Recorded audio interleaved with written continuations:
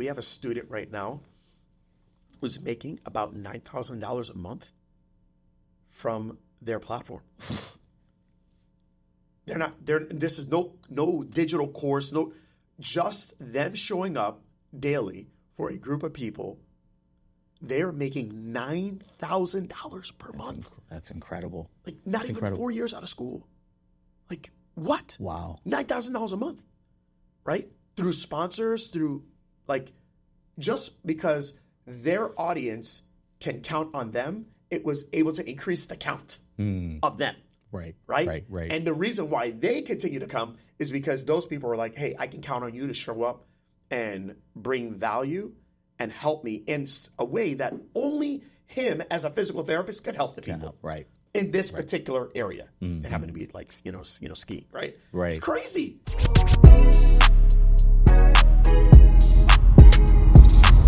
This is Secrets for Success. Welcome to the Secrets for Success podcast. I'm your host, Great Todd. Thank you as always for joining me. It is the second time I've had you on. Yeah. And I got to tell you something. That first time, that was a doozy. People loved it. I loved it. Yeah. It was beautiful. Yeah. So anyways, for those of you that are listening, I have Kyle Rice on. Kyle Rice is the founder of the PT Hustle. Kyle is a great friend of mine. He has been in my life since 2017. I think 2017. And I think we can both say that our lives are infinitely better with each other in it. So welcome to the podcast again. I appreciate you. It's a pleasure. Awesome. All right. So we decided to do this podcast because of some discussions that we've had off camera, off studio. And we were being a little reflective. Why don't you tell the people a little bit, just for those that don't know you, just tell them a little bit about who you are, what you do, and how long you've been in healthcare. Yeah, so I'm a physical therapist by trade. You know, I went through PT school, as a lot of the listeners here, and one of the things that I've struggled with for a long time has been standardized test taking.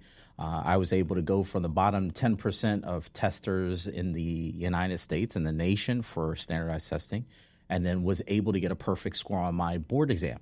So pretty much ever since then, that was 2013. So that was about 11 years ago now. I'm getting closer.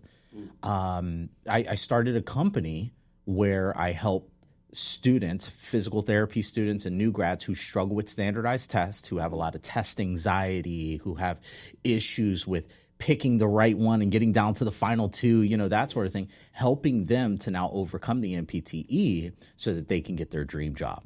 Right. It's amazing. Yeah. Let's talk about when you started that company, how many people you have helped since then. Because whenever I hear this, it gives me chills. Yeah. So go ahead and tell them. Yeah. So to date, looking at all the customers that we've had, this is over 20,000 physical therapists to date that we've helped overcome this NPTE. Right. And there's a lot of these people who were on their third attempt, their fourth attempt, even their sixth attempt on this NPTE that have been able to pass. Wow.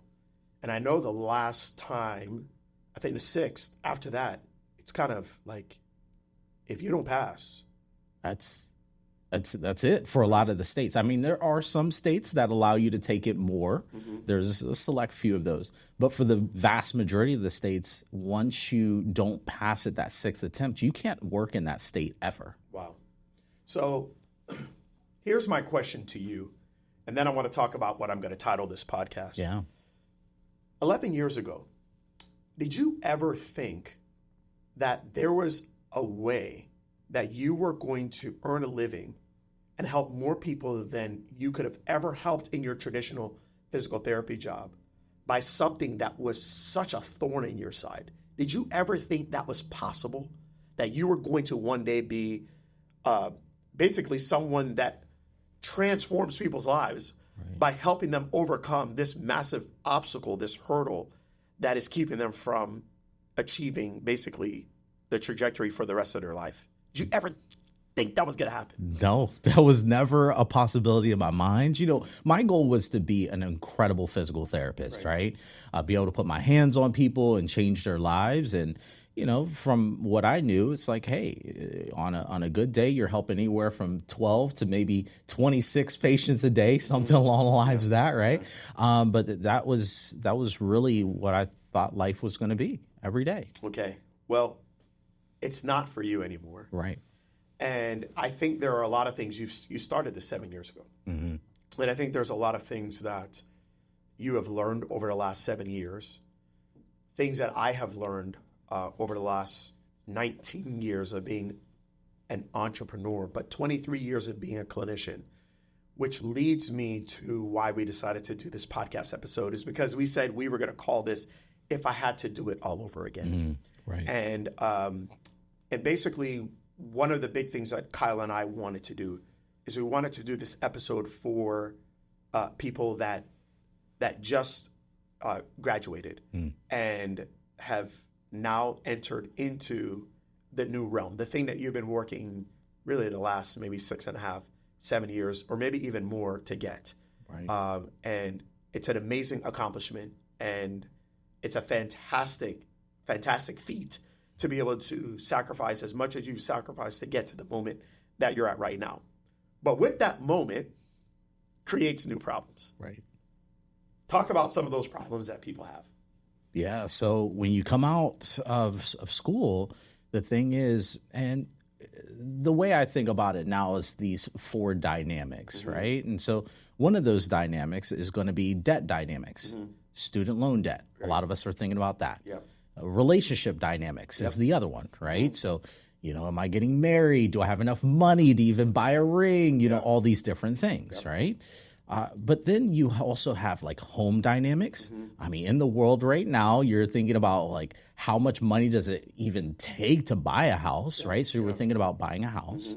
And then the other one is we're looking at family dynamics. Right. Like, are we going to have enough money to actually be able to build a family, have a child, put them in Montessori, whatever it is, right? Yeah. So it's these 4 dynamics. And I feel that as you come out of school, you're just bombarded with now all these financial responsibilities that it's like, wow, did I pick the right career? Is this career even going to set me up to where I'm not feeling like I'm in prison for the rest of my life? Right, yeah. I think, when I go back and I think of myself in 2000. So I graduated in 2000. I was engaged, so I knew that relationship dynamic part was coming, and I was going to obviously be doing life with somebody else. Right. And there was going to be more responsibilities that came with that. But I never really, I never pieced the whole debt dynamics part. Now, I didn't have a lot of debt coming out of school, but what's yours is mine. What's mine is yours, right? So my partner did. And I wasn't even thinking like, wow, that's an additional expense that I'm going to have that I need to consider when I'm getting my job, And I mean, I knew that I wanted a family one day, but one of the things that I struggled with is that when I started to have the family, I wanted to have more time with the family. It wasn't just about providing; it was about being present, being present. Right. Yeah. So it was providing and presenting, and so that becomes a tricky dynamic, right? And then you want the home, and you want this, you want that, and I think, maybe back in the 80s, like maybe this wasn't as big of a deal, but I know that today it is a big deal and it's trickier. It kind of leads me to another point for us to talk about, which is purchasing power. So. You've been a therapist for 11 years? 11 years, yeah. All right. Yeah.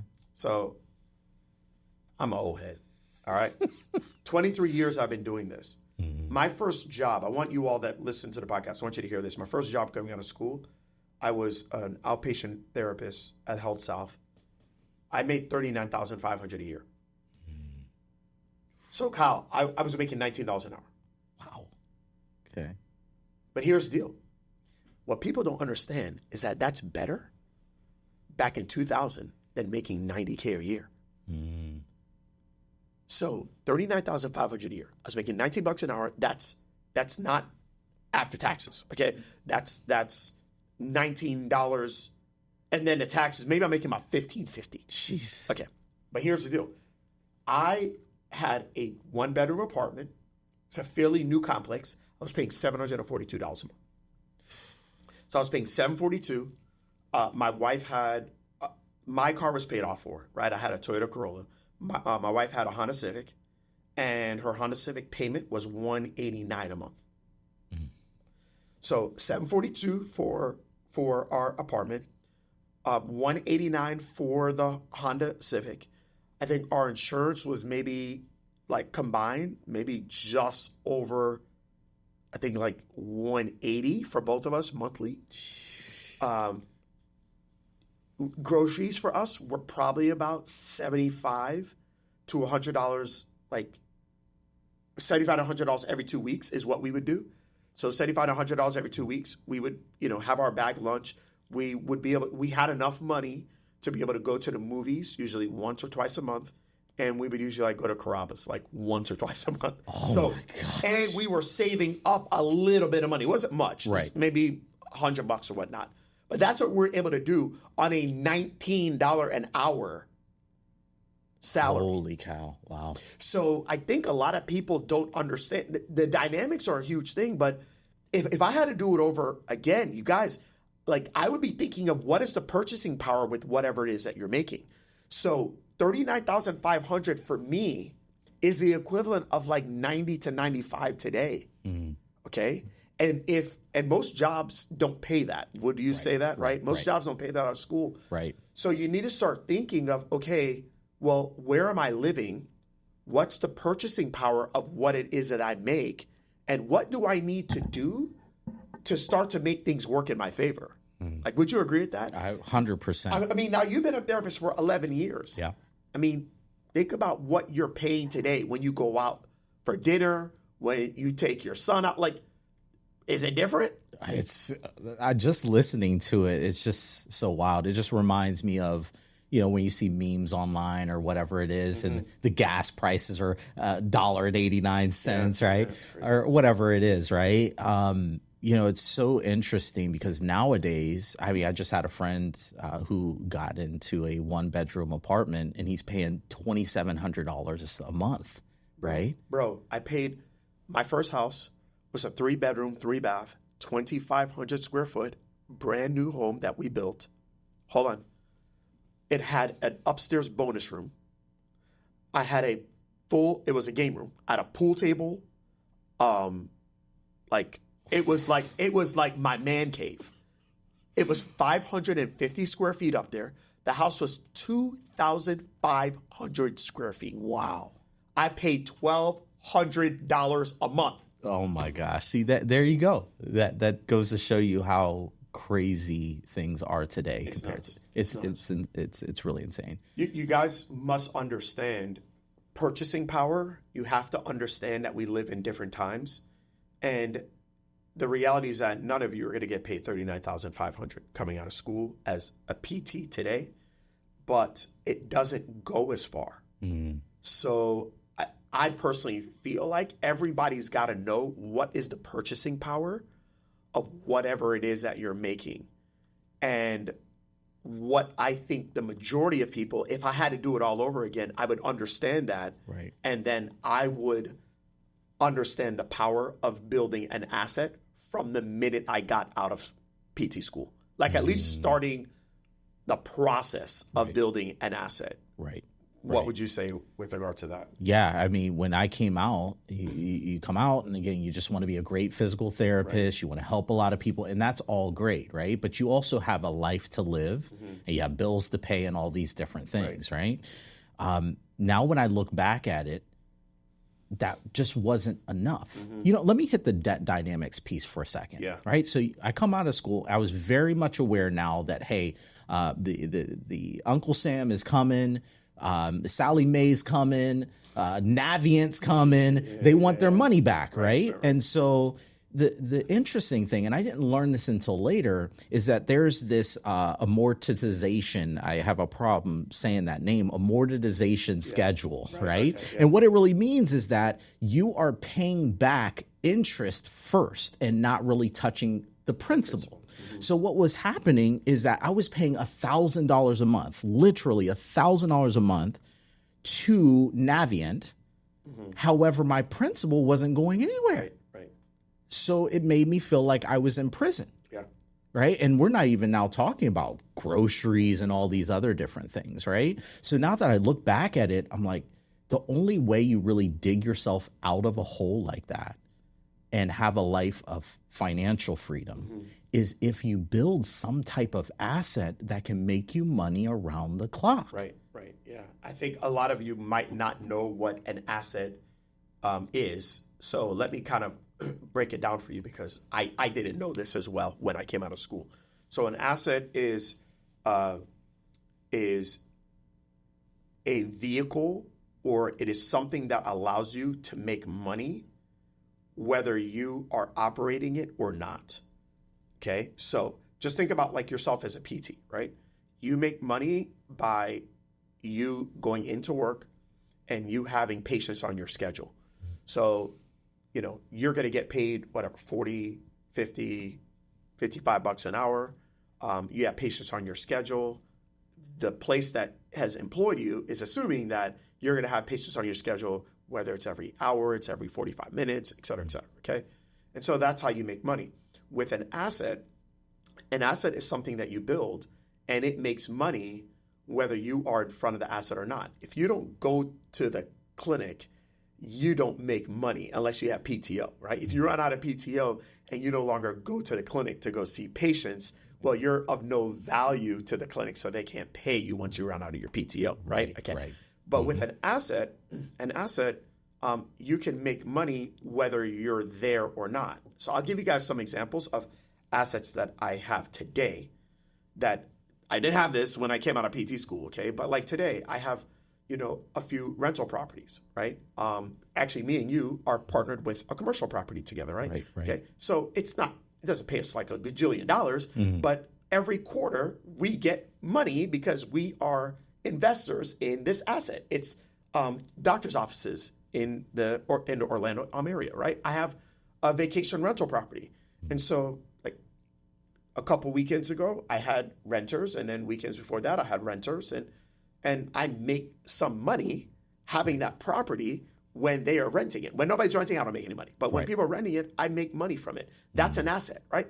Now, that sounds cool, but it took me 20 plus years of making really good money in my businesses in order for me to be able to build assets like that. What I didn't know coming out of school that I know today is that you can build other assets that don't cost hundreds of thousands of dollars in order to make a couple $100 or $1,000 a month. There are digital assets. It's digital pieces of property that you can actually own and you can invest in, and you can work on a little bit, like not crazy, and it has the ability to give you really sizable returns.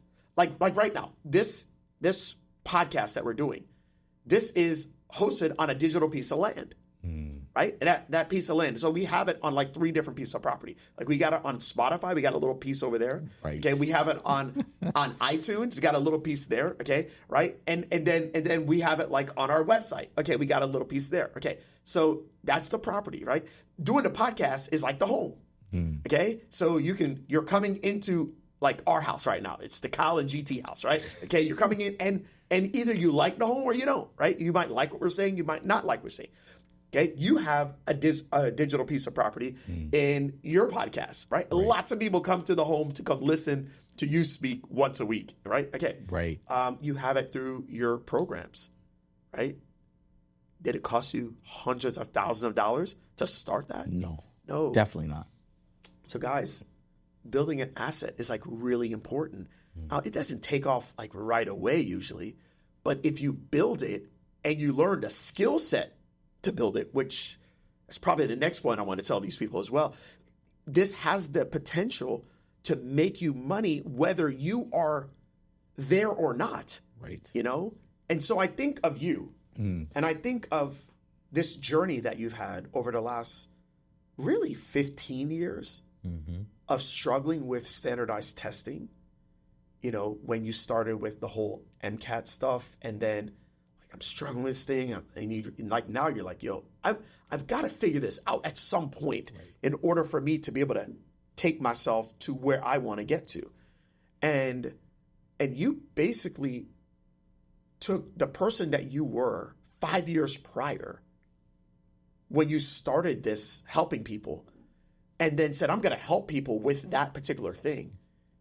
And I'm going to do it by building a digital piece of property. Right. And then building a digital home and providing value to people that were in a similar situation as you, that you're just on the other side. And you've been about 20,000 people, bro. Right. Right. And that's what the whole digital space does. And I'm so glad that you brought that up. It's like we hear about, invest in this real estate property, do all this real estate. That's all great and everything. Real estate is something that is a slow build as far as financial. And a lot of times in order for you to make a significant amount of money there, you actually have to have significant amount of real estate money, right?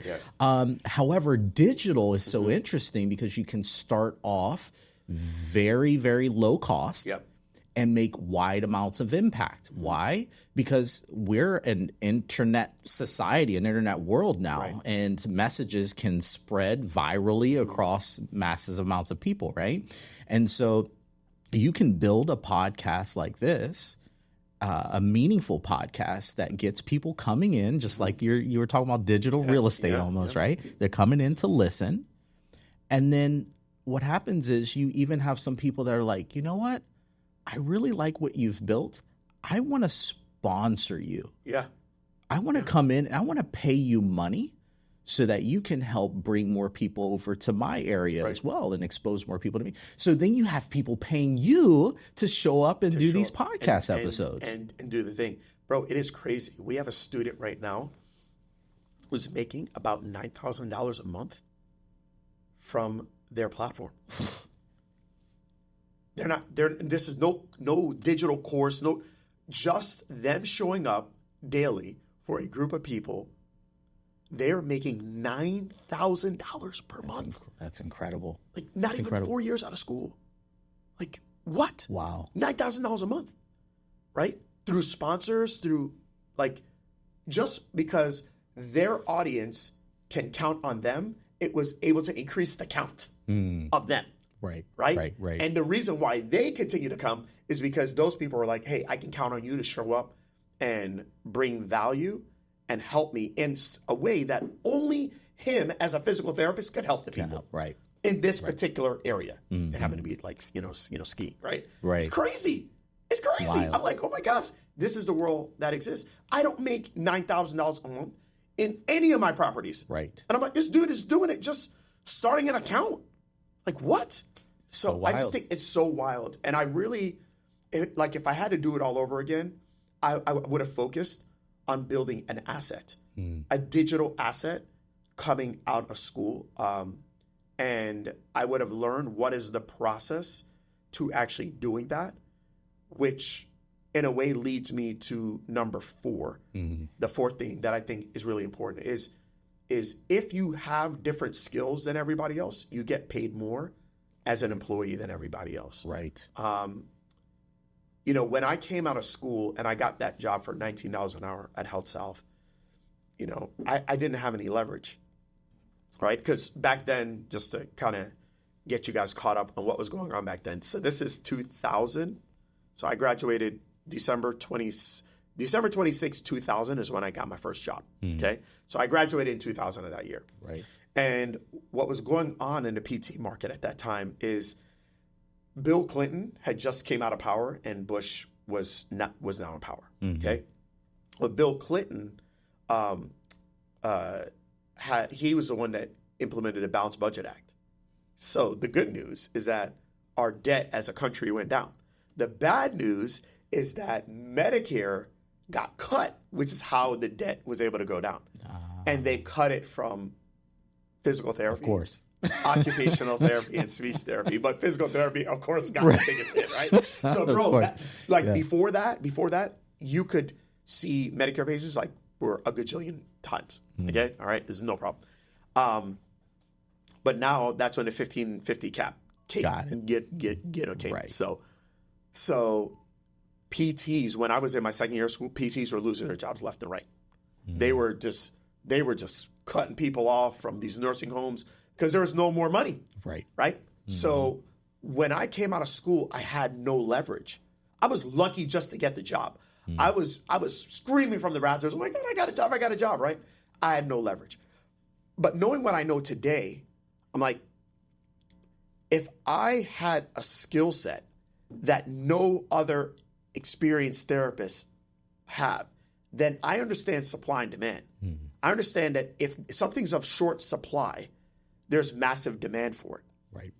And so if I was to start over again and I was a brand new grad coming out of school, I would learn the skills. Forget about even building the asset. The asset making you money right now, it's probably not going to happen. I'm just letting you guys know. It's not going to happen like right out the gate. There's a few people it's happened for over the years of me serving you guys and whatnot. But most people, it doesn't happen like within a month, 2 months, 3 months. But if I learned the skills of how to build an asset and I was going for an interview somewhere, bro, if I let them know, listen, I've taken this program, that have nothing to do with PT school. I've taken this to learn how to build an asset because I want to come in for your company and actually build this for you because I realize that you guys don't have this. Like you guys don't have this. That's and right. I know that if we build this for your company, you guys already have that audience. You already have the patience. I don't have the patience, but I have the skills to build a product for your patients that you don't have the time to do. Right. So I would love to be able to do this for you. And if we could charge people this is what I was thinking. This is what I've heard from the mentors, coaches that have taught me this, that I paid my own money for. And if you're seeing this and this and this amount of patients, and if 20 to 40% of your patients actually do it, this could bring you in an additional $3,000, $4,000, $5,000, $6,000, $7,000, $8,000, $10,000 a month. Right. And I would be willing to head that. Just like that, I'm getting more money. Right. I'm getting money of a 30-year therapist, and I'm wet behind the ears coming right out of school. You just separated yourself. I just separated myself. It's so. I want to hit on that. That is such an interesting thing. If I think back and I'm like, what would I have done different? Back to your point about how you were getting paid lower amounts, right? Previously compared to today. A lot of us coming out of PT school, we feel, hey, we're a new grad. We don't have a lot to offer because we don't have experience in all these different things, right? Yeah. But there is a lot that now the way that the world works with internet, with coaches, with programs, like we can consume a lot of information, build up these skills, and now walk into the clinic. Although it's like I don't have experience as a licensed PT, I do have experience building these assets that I can build for you. Right. And before, that might not have been as easy in your time where it's like the internet was just kind of getting started. There wasn't all of these programs that were out there. It wasn't as common. Today, you can really build these assets 100%. Yeah. You can build these assets and you can build it for people that already have the people. Right. But they don't have the time. Exactly. And you have the time. You have the time. Oh my gosh, guys, if you're listening, please, like, use that as leverage when you are applying for jobs. Use that as leverage in your interviews. You should be able to get yourself an additional $10,000, $20,000, $30,000 just by letting them know I have something that's in demand. I have something that can actually bring more money into your practice. Understand that there was once upon a time where your years of experience is the only way that it could not guarantee, but give them a higher probability that you're going to basically pay off for them, right? So the whole idea is that if you're a brand new grad, you're not going to be as skillful when it comes to dealing with the patients. Right. But back then, the only way to make money is by having patients come in. But we live in a different world. Patients could consume other things, especially digitally, or consume things in a different way that can make them money. And so you having that skill set, knowing that hardly anybody else has that skill set, you really have all the leverage. You separate yourself. Yourself. And then it doesn't matter if they have a veteran PT that's been there for however many years. You separate yourself because you are now able to bring more value to the clinic beyond just, I see a patient an hour or a patient every 30 minutes. 100%. It is. All right. What else would I tell you guys coming out of school? I'd make sure you understood the 80-20 rule. So what we just talked about was building an asset, learning new stuff. And I know there's a lot probably coming at every single one of you. I mean, even for myself, like life was a little bit less complicated, but I still felt like there was a lot coming at me coming out of school. So how do you do this? How do you build an asset? How do you learn the skills of building an asset? And at the same time, like, you want to be a really good PT, right? Right. I think it's important for you all to understand the 80-20 rule. So I think of myself and, I didn't just come out of school and say, okay, I'm going to become like a entrepreneur. Like that wasn't my focus. My focus is I wanted to be a really good therapist, right? And what I didn't understand back then was that if I was going to build an asset, I can't spend 100% of my time doing that because you got to put food on the table, right? We got the dynamics. Right. We got the debt dynamics we got to deal with. We got the family dynamics. We got the house dynamics. We got the relationship dynamics. Okay, we got all that. So like you got to go do life. Okay, so you're going to have to make some money. But 80-20 is understanding that 80% of your time should be focused on making money for the current dynamics that you're dealing with. 20% of the time you should be focusing on making money for your future. Okay? For the future dynamics that you are going to deal with. Right. So for me, coming out of school, and I would love to hear your story, but for me coming out of school, I really did not want, I knew I could have made more money if I went into home health, but I really wanted to work with sports and with athletes. The problem is that working with sports at like Health South paid the least. Right. Working in like Alabama or Arkansas, shout out to all of you there, but like it's not the most popular place to want to to go work. But I know that I've got buddies that went there for home health, and they're making like nearly double what I was making. I think today, as a home health therapist, if you're working in very rural areas, you can make close to six figures or more. Yeah. Okay. Yeah. Just coming right out of school. For right? sure. But that wasn't for me. So I think you guys have to really think about what's a direction you want to take. Do you want to kind of eat poop a little bit, go work somewhere, be a home health therapist? You're probably not going to grow a lot because you don't have mentors around you, but you're going to make a lot of money. Right. And are you going to basically do that and then say, hey, I'm going to make more money than what my expenses are. I'm going to start to pound down on my debt. And I'm going to use whatever extra time I have to start to work on building this asset? Or are you going to be like me? The way that I did it is I worked for an outpatient place. I made $40K. But what I was able to do is, and I didn't do this like right away. What I did is I used my 20% back then. I actually worked at an ALF. Gotcha. So I've always done the 80-20, but I worked 80% at the outpatient place. 20% I did weekend work at an ALF. Okay? What I would recommend today is you use your 20% of time to go and build a digital asset. Right. I wouldn't have done that at ALF. Right? So you guys got to figure out like what's going to be your way. Okay? You know, is it going to be I'm going to work at the least the not as desirable place but make desired money? Or am I going to work at the more desired place and make non-desirable income? What was your situation? It's so interesting how sometimes insecurities can send you down the wrong path. Same thing as fear. Okay, so listen to this. I came up through PT school and I had a lot of insecurity, a lot of imposter syndrome.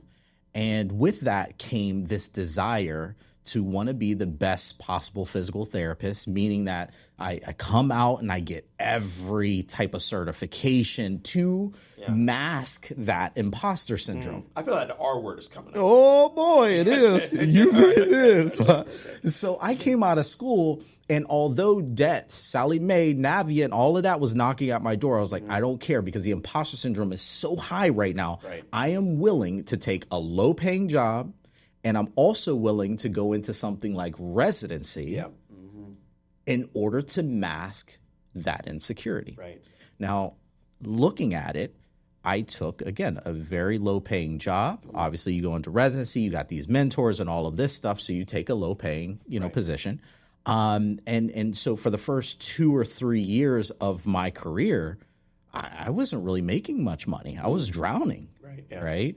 And now looking back at it, that really was a struggle period for me. Yeah. And all of my time, back to this 80-20 rule, right?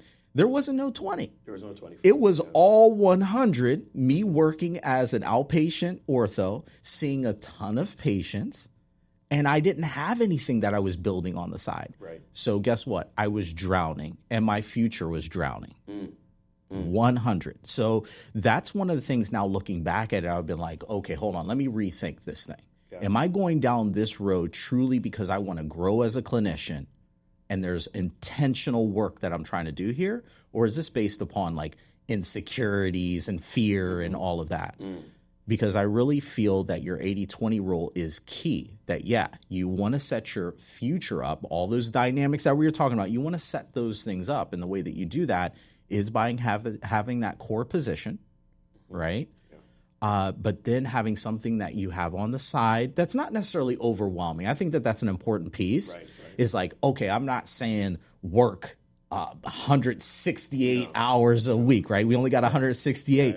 I'm not talking about working 24/7, but you're putting some of your time away into something that's going to start generating you money for the future. Right. Yeah. 100%. So I'll tell you guys this. In full transparency, my 80-20, I did have a 20, and my 20 was at that ALF. And I was probably pulling in about 15 additional hours per week. I don't recommend that for you guys. Okay. What I recommend is that your 20 shouldn't take you more than 5 to 10 hours a week. Ooh. Okay. 5 to 10 hours. Like you don't want to burn yourself out. Right. Okay. So if you're working a 40, right? Your 80% is in a 40-hour a week job. Like doing 15, 20, 25 hours, I mean, you can do it.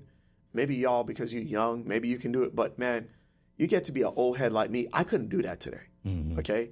And a lot of you are older. Like in terms of physical therapy is your second career. Right. And so that starts to wear on you. And that's a reason why I highly advise you guys to, so we just said a 40-hour a week job. I highly advise you to take your 20% of time and spend about 5, max 10 hours a week to build a 168. Ooh, talk to me about that. 160, yeah, bro, because like what we have are 168s today. So today we have things that make us money 168 hours a week. Ooh. Yeah. Like people coming to your programs, can they only purchase it from 9 a.m. to 4 p.m.? No. They can purchase it whenever they want. Right. Is your podcast only open from 8 a.m. to 5 p.m.? No. You can listen to it whenever you want. Right. So the way it works, you guys, is you get paid based on the amount of value you're giving to the world. So everything that we have, like this podcast, you might be listening to it at 2 o'clock in the afternoon. You might be listening to this podcast at 2 o'clock in the morning. Right. You might be listening to this podcast at 5 a.m. on your way to your job. We are open 168 hours a week. You want to have products and services that are available for people to buy 168 hours a week. That's an asset. Oh, man. That's an asset. That was deep. Yeah. So that's what you're looking for. You want to build that. I don't recommend doing more than 5 to 10 hours a week with it, though. I don't, because then, I mean, maybe you could do 25, 30 hours, but how long is that going to be able to last? And then what ends up happening is you burn yourself out. And then you start thinking that physical therapy is terrible. Right. And you're like, oh my God. It's like, you got to pace yourself with this. You got to treat your career like a marathon. For sure. You know, you got to treat it like a marathon. You're here for 26 plus years. Mm-hmm. Okay. Like your marathon, you run 26 miles. You cannot run the marathon like you're running 100 meter at the Paris Olympics. Like, you can't do that. You're gonna tap out.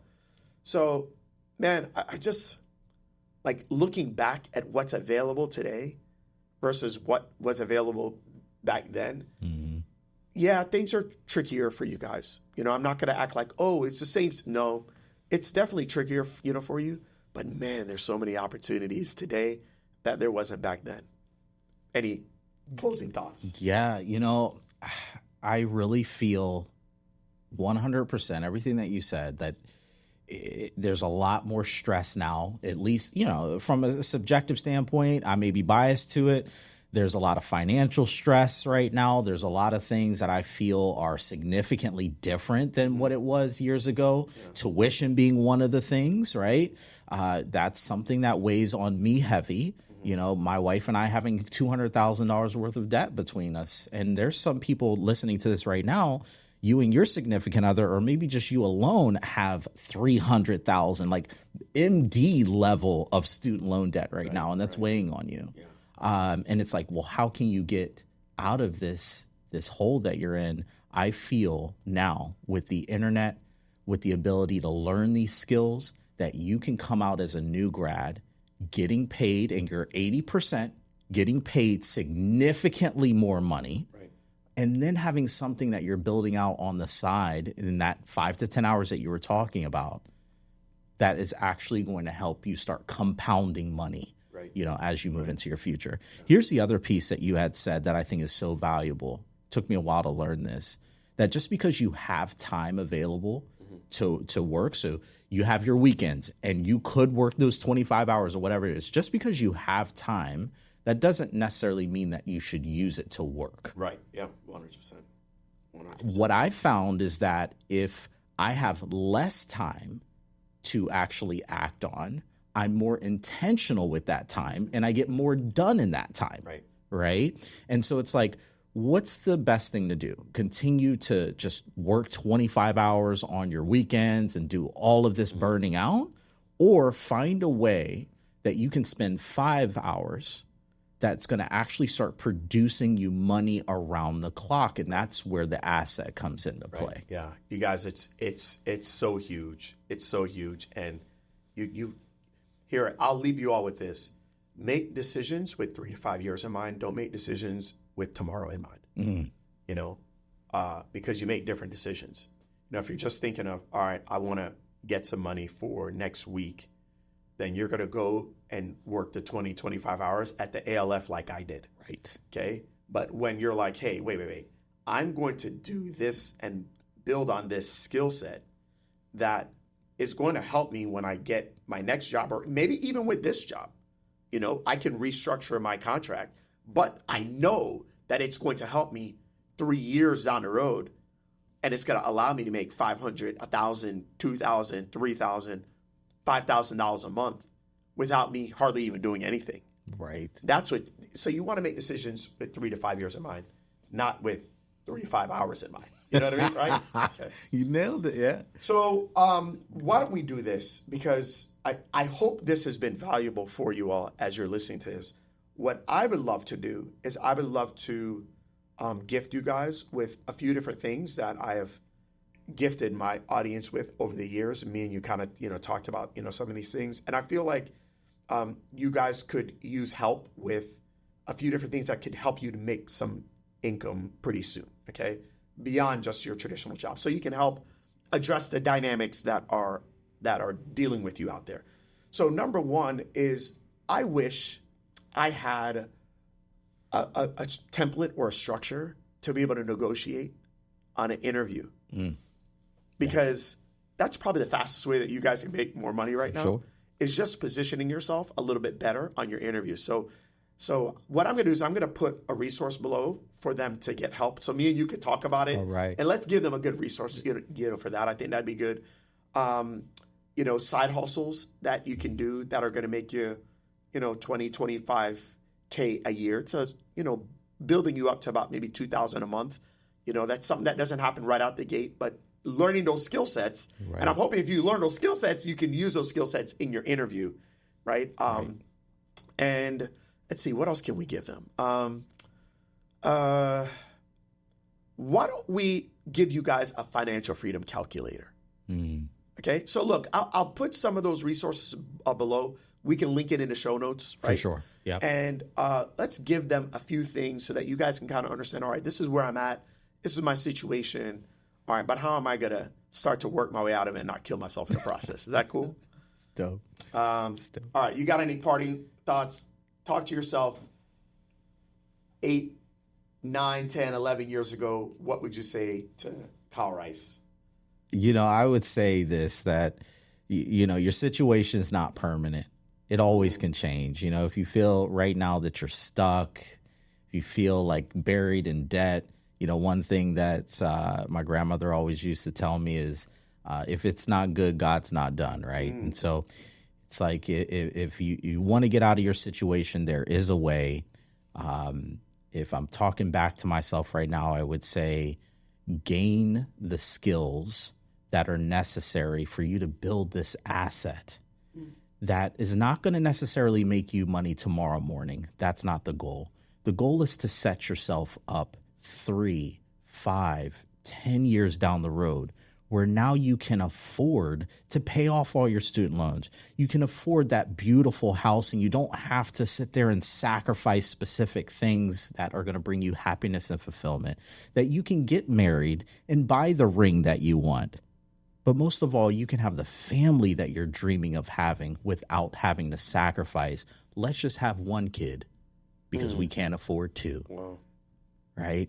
So I would say to you, work on building that asset, work on serving as many people as possible in this world with as much value, and you will be fulfilled. Wow. What am I going to leave them with? You know what?